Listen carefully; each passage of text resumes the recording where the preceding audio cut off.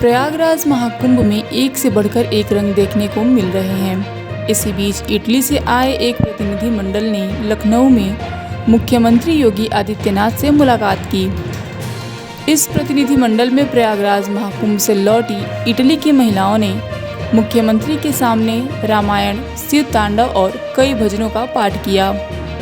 महिलाओं के भजन पाठ का वीडियो सोशल मीडिया पर खूब वायरल हो रहा है।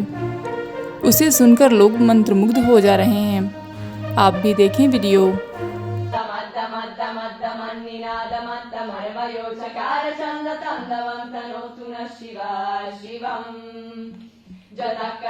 संभ्रम भ्रमन्निलिम्प निर्जरी विलोलवेचि वल्लरी विराजमान मूर्धनि धगद्धगद्धगज्ज्वलल्ललाट पत्तपावके किशोर चन्द्रशेखरे रति प्रतीक्षणं मम धराधरेन्द्र नन्दिनी विलास बन्धु बन्धुरा स्फुरद्दिगन्त सन्तति प्रमोदमान मानसे कृपाकटाक्ष धोरणी निरुद्ध दुर्धरापदीप चित्तिगम्बरे मनो विनोद मे तु वस्तुनि जदा भुजंग पिंगल स्फुरत्तनामनि प्रभाकरम्ब कुङ्कुमद्रव प्रलिप्त दिग्वधोमुखे मदन्त सिन्धुर स्फुरत्वगुत्तरीय मेदुरे मनो विनोदमद्भुतं बिभर्तु भूतभर्तरि ॐ नमः शिवाय।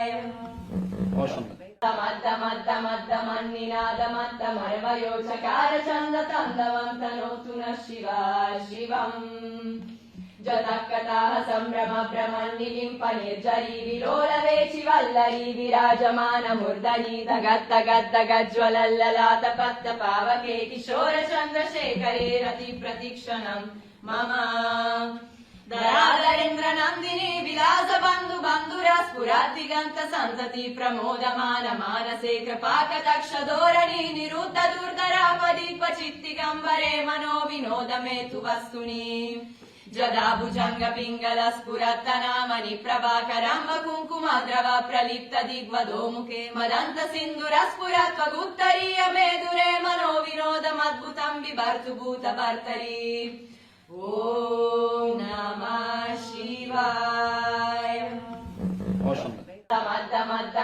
मन्निनादमद्दमर्मयोचकार चन्दतन्दवं तनोतु नः शिवाय शिवम् जतकटाः संभ्रम भ्रमन्निलिम्प निर्जरी विलोलवेचि वल्लरी विराजमान मूर्धनि धगद्धगद्धगज्ज्वलल्ललाट पत्तपावके किशोर चन्द्रशेखरे रति प्रतीक्षणं मम धराधरेन्द्र नन्दिनी विलास बन्धु बन्धुरा स्फुरद्दिगन्त सन्तति प्रमोदमान मानसे कृपाकटाक्ष धोरणी निरुद्ध दुर्धरापदीप चित्तिगम्बरे मनो विनोद मे तु वस्तुनि जदा भुजंग पिंगल स्फुरत्तनामनि प्रभाकरम्ब कुङ्कुमद्रव प्रलिप्त दिग्वधोमुखे मदन्त सिन्धुर स्फुरत्वगुत्तरीय मेदुरे मनो विनोदमद्भुतं बिभर्तु भूतभर्तरि ॐ नमः शिवाय।